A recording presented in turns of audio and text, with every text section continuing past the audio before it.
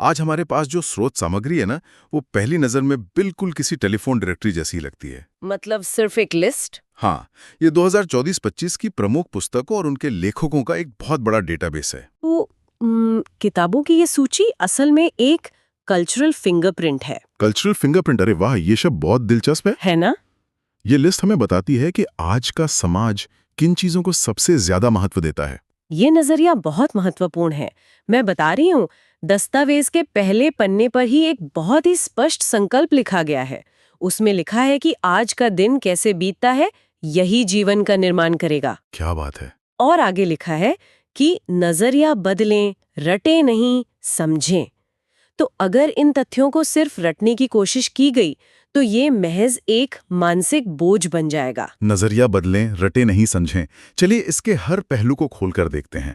आज हमारा मिशन यही समझना है कि ये किताबें समाज और महान हस्तियों के जीवन का आईना कैसे हैं। और इसमें जो याद करने के जादुई तरीके या ट्रिक्स दी गई हैं, हम उन्हें भी डिकोड करेंगे। तो शुरुआत करते हैं ऐसे लोगों से जिनकी पूरी जिंदगी पसीने, अनुशासन और शारीरिक सीमाओं को पार करने में गुजर जाती है। मतलब हमारे एथलीट्स और खिलाड़ी। एग्जैक्टली। खिलाड़ियों की आत्मकथाएं ना किसी ड्रेसिंग रूम के अंदर झांकने जैसी होती हैं, जहां उनकी असली रणनीति और डर छिपते हैं। खेल जगत का ये हिस्सा वाकई बहुत दिलचस्प है। हर किताब का शीर्षक उस खिलाड़ी के खेलने के अंदाज या उसके जीवन के सबसे बड़े संघर्ष को दर्शाता है। जैसे अगर हम क्रिकेटर्स की लिस्ट देखें जो स्रोत में दी गई है, उसमें सुनील गावस्कर की सनी डेज और रन्स एंड रूइंस हैं। और कपिल देव की स्ट्रेट फ्रॉम द हार्ट। हाँ, लेकिन दस्तावेज बताता है कि जिस किताब का नाम सबसे ज्यादा बार एग्जाम्स में पूछा गया है वो है सचिन तेंदुलकर की playing it my way. Master blaster की किताब। इसी के साथ लिस्ट में युवराज सिंह की the test of my life और सौरव गांगुली की a century is not enough भी शामिल है।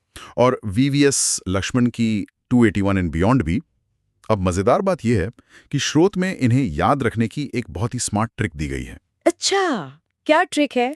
इसमें लिखा है सचिन प्ले करते हैं, युवराज का टेस्ट होता है और गांगुली की सेंचुरी पूरी नहीं होती। अरे वाह! अब मुझे यहाँ एक बात खटक रही है। हाँ। क्या ये सिर्फ शब्दों की तुकबंदी है या इसके पीछे सच में कोई लॉजिक है? ये सिर्फ तुकबंदी बिल्कुल नहीं है। अगर हम इसके पीछे के अर्थ को समझें तो ये उनके जीवन के मूल संघर्ष को पकड़ने का एक तरीका है। मतलब उनका कोर कॉन्फ्लिक्ट। हाँ, देखिए, सचिन तेंदुलकर का पूरा जीवन खेल के प्रति उनके एकदम शुद्ध समर्पण को दर्शाता है। वो सिर्फ खेलना चाहते थे, इसलिए playing it my way. Right. वहीं युवराज सिंह की लड़ाई सिर्फ मैदान पर नहीं थी, उन्होंने मैदान के बाहर कैंसर से जो भयानक जंग लड़ी, वो उनके जीवन की सबसे बड़ी और जानलेवा परीक्षा थी। इसलिए the test of my life. ये तो सच में बहुत गहरी बात है। और गांगुली के बारे में क्या? सौरव गांगुली हमेशा अपनी महत्वाकांक्षा और टीम को आक्रामक बनाने के लिए जाने जाते थे। उनके लिए अपना एक निजी शतक कभी काफी नहीं था। हाँ, उन्हें तो विदेशों में सीरीज जीतनी थी। बिल्कुल, इसलिए उनकी किताब का नाम है a century is not enough. ये एनालॉजी तो बहुत ही शानदार है। शब्दों के पीछे की ये कहानी वाकई इसे रटने से बचाती है ना? अब उन एथलीट्स की बात करते हैं जो घड़ी की सुइयों और अपनी शारीरिक क्षमता से लड़ते हैं। मतलब हमारे ओलंपिक और ट्रैक के सूरमा। हाँ, इस दस्तावेज में मिल्खा सिंह की the race of my life और MC मैरी कॉम की अनब्रेकेबल का जिक्र है। और मेजर ध्यानचंद की गोल के साथ साथ 2008 बीजिंग ओलंपिक में गोल्ड जीतने वाले अभिनव बिंद्रा की अ शॉट एट हिस्ट्री भी है। इन शीर्षकों में एक बहुत ही खास तरह का सिंगल फोकस दिखाई देता है। एग्जैक्टली। एक धावक के लिए उसकी रेस, एक शूटर के लिए उसका शॉट और एक हॉकी खिलाड़ी के लिए उसका गोल। बिल्कुल, लेकिन यहाँ दस्तावेज में एक बेहद जरूरी डिटेल दी गई है जहाँ अक्सर लोग धोखा खा जाते हैं।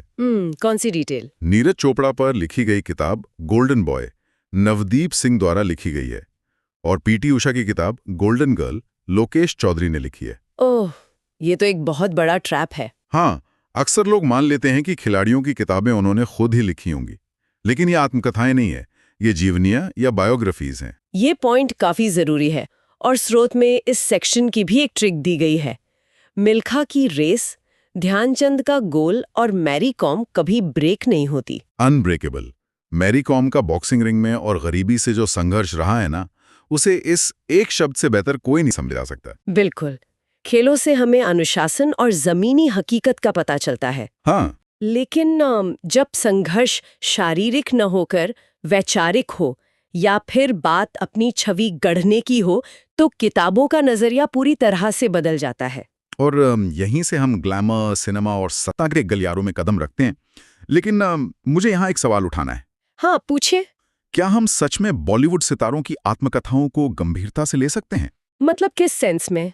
मतलब जैसे ट्विंकल खन्ना की मिसेस फनी बोन्स या करीना कपूर की प्रेगनेंसी बाइबल, हम इन्हें इतिहास की किताबों के बराबर कैसे रख सकते हैं? क्या ये पूरा सेक्शन महज एक पीआर स्टंट नहीं है? ये सवाल बहुत लाजमी है। हाँ, सिनेमाई आत्मकथाएं अक्सर एक बहुत ही सधा हुआ पीआर स्टंट होती हैं, लेकिन यही बात उन्हें महत्वपूर्ण भी बनाती है। वो कैसे? क्योंकि ये किताबें हमें ये बताती हैं कि एक सितारा जनता के सामने अपनी कैसी छवि या पब्लिक पर्सोना पेश करना चाहता है। चकाचौंध के पीछे की असली कहानी क्या है? ये नजरिया दिलचस्प है। जैसे अगर हम स्रोत में दी गई बॉलीवुड की बेस्ट सेलिंग किताबों को देखें, ऋषि कपूर की किताब खुल्लम खुल्ला। हाँ, नाम से ही जाहिर है कि वे अपनी बेबाक और बिना फिल्टर वाली छवि सामने रखना चाहते थे। एग्जैक्टली। इसी लिस्ट में आयुष्मान खुराना की क्रैकिंग द कोड और दिलीप कुमार की the substance and the shadow भी है। और प्रियंका चोपड़ा की अनफिनिश्ड, जो कि एसएससी एग्जाम्स की काफी फेवरेट किताब रही है। प्रियंका का सफर तो बॉलीवुड से लेकर हॉलीवुड तक अभी भी जारी है ना? बिल्कुल। इसलिए अनफिनिश्ड ये संदेश देता है कि उनका चरम अभी आना बाकी है। राइट। और दस्तावेजी की ट्रिक इसे याद रखना बहुत आसान कर देती है। ट्रिक है कि कपूर खानदान खुल्लम खुल्ला रहता है और प्रियंका का काम अभी अनफिनिश्ड है। हाँ, ये सही है। ठीक है, मैं समझ गया कि पीआर के नजरिए से ये किताबें क्यों पढ़ी जाती हैं। हाँ। लेकिन जब हम बॉलीवुड के ग्लैमर से निकलकर अंतर्राष्ट्रीय और भारतीय राजनेताओं की किताबों पर आते हैं, तो माहौल एकदम से भारी हो जाता है। सही कहा। यहाँ पीआर नहीं बल्कि देशों का इतिहास लिखा जा रहा होता है। बिल्कुल। यहाँ जो बात सबसे दिलचस्प है वो ये है कि दुनिया की महाशक्तियों के नेताओं ने अपनी कलम से क्या लिखा है। जैसे ग्लोबल सेक्शन में नेल्सन मंडेला की लॉन्ग वॉक टू फ्रीडम का जिक्र है। ये उनके 24 साल के जेल के अमानवी सफर को बयां करती है। और अगर इसकी तुलना हम बराक ओबामा की ड्रीम्स फ्रॉम माय फादर और अ प्रॉमिस्ड लैंड से करें, तो पीढ़ियों का फासला नजर आता है। और मिशेल ओबामा की बिकमिंग और द लाइट वी कैरी भी उसी यात्रा का एक भावनात्मक हिस्सा है। इसके अलावा लिस्ट में दलाई लामा की फ्रीडम इन एग्जाइल और द बुक ऑफ जॉय है, और साथ ही बिल क्लिंटन की माई लाइफ। इन सबको एक साथ जोड़ने वाली जो ट्रिक दस्तावेज में है, वो एक पूरी कहानी बुन देती है। क्या है वो ट्रिक? मंडेला ने लॉन्ग वॉक की, तब ओबामा को प्रॉमिस्ड लैंड मिला। अरे वाह! अगर हम इसे बड़े परिदृश्य से जोड़ें तो ये सिर्फ एक ट्रिक नहीं है। मंडेला जैसे लोगों का दशकों लंबा संघर्ष ही वो बुनियाद तैयार करता है जिस पर बाद में ओबामा जैसे नेता खड़े हो पाते हैं। बिल्कुल। और अगर हम इसी वैचारिक संघर्ष को भारतीय परिप्रेक्ष्य में देखें, तो एक बहुत बड़ा अहा मोमेंट सामने आता है। आप डॉक्टर बी.आर. अम्बेडकर की आत्मकथात्मक पुस्तक वेटिंग फॉर अ वीजा की बात कर रही हैं ना? एग्जैक्टली। स्रोत स्पष्ट रूप से बताता है कि ये किताब कोलंबिया यूनिवर्सिटी के सिलेबस में भी शामिल है। लेकिन वेटिंग फॉर अ वीजा नाम सुनकर पहली बार में ऐसा लगता है जैसे कोई विदेश जाने के लिए वीजा के इंतजार कर रहा हो। और यहीं पर इसका सबसे गहरा अर्थ छुपा है। ये वीजा का इंतजार विदेश जाने का इंतजार नहीं है। तो फिर क्या है? ये अपने ही देश में पहचान, समानता और इंसानी सम्मान पाने का एक लंबा और दर्दनाक इंतजार है। ये सामाजिक न्याय का सबसे सटीक रूपक है। ये सच में रोंगटे खड़े कर देने वाला विश्लेषण है।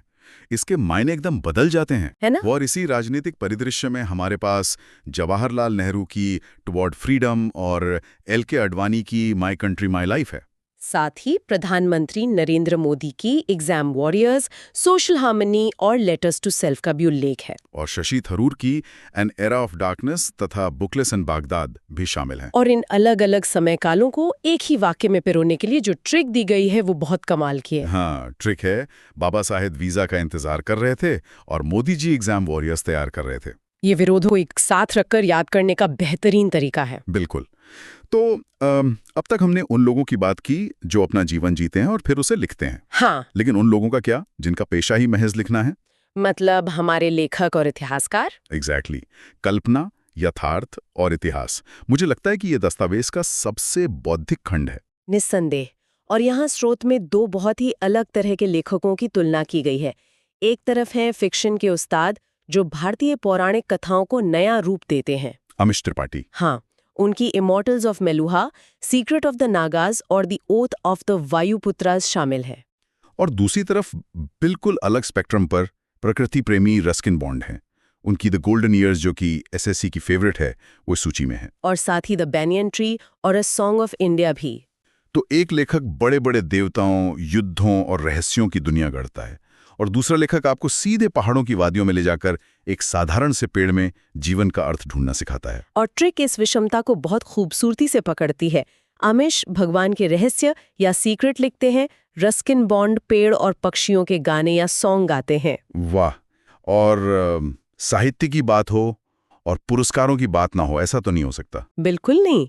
बुकर और ज्ञानपीठ विजेताओं की सूची को तो पेपर सेटर की पहली पसंद बताया गया है। इसमें गीतांजलि श्री की रेत समाधि यानी टूम्ब ऑफ सैंड हाँ। है, जिसे 2022 का इंटरनेशनल बुकर मिला था। और अरुंधति रॉय की the God of small things तथा अरविंद अडिगा की the white tiger. Amitabh Ghosh की द शैडो लाइन्स भी हैं, जिन्हें अंग्रेजी में ज्ञानपीठ मिला था। और ये भी गौर करने वाली बात है कि स्रोत में एकदम लेटेस्ट 2025 के इंटरनेशनल बुकर के संदर्भ में भानु मुश्ताक की कन्नड़ किताब हार्ट लैम्प को शामिल किया गया है। ये दिखाता है कि ये डेटा कितना अद्यतन या अपडेटेड है। हाँ, और इसकी ट्रिक कहती है गीतांजलि की रेत में बुकर छिपा है और अमिताभ की शैडो अंग्रेजी में ज्ञानपीठ लाती है। रेत और शैडो जैसे शब्द विजुअल मेमोरी के लिए बहुत कारगर होते हैं।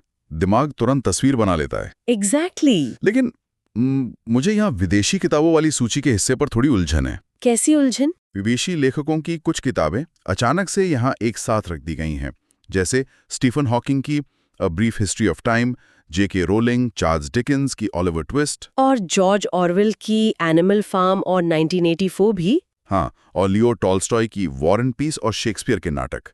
मेरा सवाल यह है कि इन सबको एक साथ क्यों रखा गया है? क्योंकि ये वो किताबें हैं जिन्होंने पूरी दुनिया की सोच में एक पैराडाइम शिफ्ट या वैचारिक क्रांति ला दी। मतलब ये सदाबहार किताबें हैं? हाँ, उदाहरण के लिए एनिमल फार्म को ही लीजिए। ये सिर्फ खेत के जानवरों की कहानी तो नहीं है ना। हाँ, वो तो एक सटायर है। बिल्कुल, ये एक मास्टर क्लास है जो बताती है कि कैसे एक सुअरों की कहानी के जरिए बहुत ही जटिल और खौफनाक अधिनायकवादी राजनीति को आम आदमी को समझाया जा सकता है। राइट, ये राजनीतिक सिद्धांतों का सुलभ बनाती है, इसीलिए ये हर जगह पूछी और पढ़ी जाती है। समझ गए ना? यानी ये किताबें समाज को आईना दिखाती हैं। ठीक वैसे ही जैसे भारतीय इतिहास और समाज सुधार की किताबें करती हैं। इस सूची में ताराबाई शिंदे की स्त्री पुरुष तुलना का नाम सबसे ज्यादा बार रिपीट हुआ है। और साथ ही देवदत्त पटनायक और शेखर बंदोपाध्याय की फ्रॉम प्लासी टू पार्टीशन भी है। राम बहादुर रॉय और विक्रम संपत की ब्रेव हार्ट्स ऑफ भारत को भी शामिल किया गया है। ताराबाई शिंदे की किताब का बार बार एग्जाम्स में सामने आना कोई इत्तेफाक नहीं है। तो फिर क्या कारण है? ये इस बात का प्रतीक है कि आज का समाज और अकादमिक जगत भारतीय इतिहास में महिला सशक्तिकरण की उन शुरुआती दबी हुई आवाजों को अब मुख्य धारा में स्वीकार कर रहा है। ये बहुत ही पॉजिटिव बदलाव है, और इन सेक्शंस को याद रखने की जो ट्रिक्स हैं वो भी मजेदार हैं। जैसे शेक्सपियर के नाटक रोमियो के हैं और हॉकिंग ने टाइम का इतिहास लिखा है। और ताराबाई ने स्त्री पुरुष की तुलना की और विक्रम संपत ने भारत के ब्रेव हार्ट्स का इतिहास लिखा। बिल्कुल। हमने इतिहास और पुरानी बातों पर बहुत चर्चा कर ली, लेकिन स्रोत का आखिरी हिस्सा हमें वापस वर्तमान यानी 2023-24 के नवीनतम रुझानों की ओर खींच लाता है। करंट अफेयर्स वाला सेक्शन। हाँ, अगर हम आज के समय की बात करें तो दस्तावेज हमें रामचंद्र गुहा की स्पीकिंग विद नेचर और संजीव जोशी की एक समंदर मेरे अंदर तक ले जाता है। और इसमें आलिया भट्ट की बच्चों के लिए किताब एड फाइंड्स अ होम भी है। साथ ही शिखर धवन की द वन, विदेश मंत्री एस जयशंकर की वाई भारत मैटर्स और डॉक्टर प्रतिभा ओझा की संस्कृति का 5वां अध्याय शामिल है। ये दिखाता है कि आज का समाज किन चीजों का उपभोग कर रहा है। आक्रामक कूटनीति, क्रिकेट की नॉस्टैल्जिया और सेलिब्रिटीज द्वारा लिखा गया बाल साहित्य। और इसे याद करने की ट्रिक है, जयशंकर समझाते हैं वाई भारत मैटर्स और धवन क्रिकेट में है द वन। बहुत ही सिंपल और सटीक। ये सब तो बहुत बढ़िया है। इन ट्रिक्स और कहानियों को सुनकर लगता है कि सब याद हो गया, लेकिन असली चुनौती कुछ और है। आप एग्जाम हॉल वाले प्रेशर की बात कर रहे हैं ना? एग्जैक्टली। मान लीजिए कोई एग्जाम हॉल में बैठा है, टाइमर चल रहा है, अचानक दिमाग ब्लैंक हो जाता है। हाँ, सारे नाम एक जैसे लगने लगते हैं। खासकर महिलाओं या क्रिकेटरों की किताबें इस कंफ्यूजन को सुलझाने के लिए दस्तावेज के अंत में एक डायग्नोस्टिक मैट्रिक्स दिया गया है। इसे कंफ्यूजन मैट्रिक्स भी कह सकते हैं। हाँ, तो ये काम कैसे करता है? क्या इसके पीछे भी कोई विज्ञान है? बिल्कुल, ये पूरी तरह से कॉग्निटिव साइंस यानी संज्ञानात्मक विज्ञान पर आधारित है। इसे क्लस्टरिंग कहते हैं। क्लस्टरिंग। हाँ, मतलब डेटा को ग्रुप करना। हाँ। इंसानी दिमाग के लिए अलग-अलग बिखरे हुए डेटा पॉइंट्स को याद रखना बहुत मुश्किल होता है, क्योंकि उन्हें जोड़ने के लिए कोई न्यूरल पाथवे नहीं होता। इसे थोड़ा आसान भाषा में समझते हैं। ठीक है, इसे ऐसे समझिए, मान लीजिए आपके बिस्तर पर कपड़ों का एक बहुत बड़ा पहाड़ लगा है। हाँ, और मुझे उसमें से अपना एक खास मोजा या जैकेट ढूंढना है, जो कि लगभग असंभव हो जाता है। सही कहा। तो ये डायग्नोस्टिक मैट्रिक्स उन कपड़ों को सिर्फ तय करके नहीं रखता। ये क्या करता है कि सारे सर्दियों के कोट उठाकर एक खास दराज या ड्रॉअर में रख देता है। अच्छा। ताकि अगली बार जब कोट चाहिए तो पूरे कमरे में ना ढूंढना पड़े, सीधा उसी दराज को खोला जाए। दिमाग के लिए बहुत आसान होता है। हाँ, ये तो बहुत ही स्मार्ट तरीका है। तो 100 रैंडम नामों को याद रखने के बजाय हम सिर्फ 3 या 4 दराज बनाते हैं। बिल्कुल। चलिए फिर इस कंफ्यूजन मैट्रिक्स के दराज खोलते हैं। पहला दराज है क्रिकेट लाइफ क्लस्टर। यहाँ 3 किताबें कंफ्यूज करती हैं। Playing it my way Sachin की, the test of my life Yuvraj की और a century is not enough Sourav Ganguly की। तो दिमाग को अब सिर्फ एक फोल्डर बनाना है जिसका नाम है क्रिकेटरों की यात्रा, और फिर उसमें 3 कीवर्ड्स हाईलाइट करने हैं, वे, टेस्ट और सेंचुरी। बस। हाँ। बाकी के जो एक्स्ट्रा शब्द हैं उन्हें दिमाग अपने आप हटा देता है। कमाल है। और दूसरा दराज में द ओबामास, जहां बराक ओबामा की अ प्रॉमिस्ड लैंड और मिशेल ओबामा की बिकमिंग को एक साथ रखकर कंफ्यूजन खत्म किया जाता है। और तीसरा दराज है विमेन रूल्स, जहां स्टूडेंट्स सबसे ज्यादा गलतियां करते हैं। हाँ, इसमें ट्विंकल खन्ना की Mrs funny bones, Kareena Kapoor की प्रेगनेंसी बाइबल और प्रियंका चोपड़ा की अनफिनिश्ड है। इन तीनों को एक साथ एक ही क्लस्टर में पढ़ने से दिमाग इनके बीच का फर्क स्पष्ट रूप से समझ लेता है और मिक्सअप नहीं करता। और इस पूरे कंफ्यूजन मैट्रिक्स को हमेशा के लिए लॉक करने की जो अंतिम ट्रिक दस्तावेज में दी गई है, वो है कंफ्यूजन दूर करें, सचिन का वे, युवराज का टेस्ट और गांगुली की सेंचुरी। बस इन छोटे छोटे क्लस्टर्स के जरिए सबसे जटिल जानकारी भी हमेशा के लिए हमारी याददाश्त का हिस्सा बन जाती है। तो अगर हम आज की इस पूरी चर्चा को समेटें तो हमने शुरुआत एक भारी भरकम टेलीफोन डायरेक्टरी से की थी, डेटा के पहाड़ से। हाँ, लेकिन जैसे जैसे हमने इसके पन्ने पलटे, हमने देखा कि कैसे सही नजरिया और थोड़ी सी कॉग्निटिव साइंस किसी भी उबाऊ डेटाबेस को इंसानी अनुभव के एक दिलचस्प नक्शे में बदल सकती है। बिल्कुल सही कहा। हमने देखा कि एक खिलाड़ी का संघर्ष, एक राजनेता का लंबा इंतजार और एक लेखक की कल्पना कैसे महज कुछ शब्दों के एक शीर्षक में सिमट जाती है। और यही इस दस्तावेज की सबसे बड़ी सीख है। ज्ञान तभी मूल्यवान होता है जब उसे समझा जाए, उसके पीछे का क्यों और कैसे जाना जाए, ना कि उसे सिर्फ रट लिया जाए। राइट। क्योंकि किताबें सिर्फ कागज का गट्ठर नहीं होती, वे उस दौर की सोच का सबसे प्रामाणिक दस्तावेज होती हैं। ये एक बहुत ही विचारोत्तेजक बात है।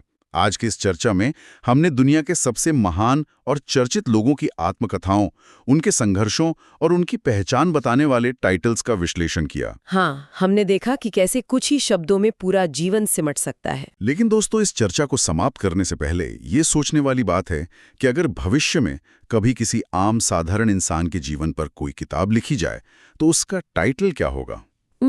ये तो सच में सोचने वाली बात है। क्या उस साधारण सी जिंदगी की कहानी को समेटने के लिए भी दुनिया को किसी जादुई ट्रिक की जरूरत पड़ेगी, या उस इंसान का रोजमर्रा का संघर्ष और उसका काम ही उसकी सबसे बड़ी पहचान बन जाएगा? बहुत ही गहरा सवाल है। इसी विचार के साथ आज की इस गहन चर्चा को यहीं विराम देते हैं।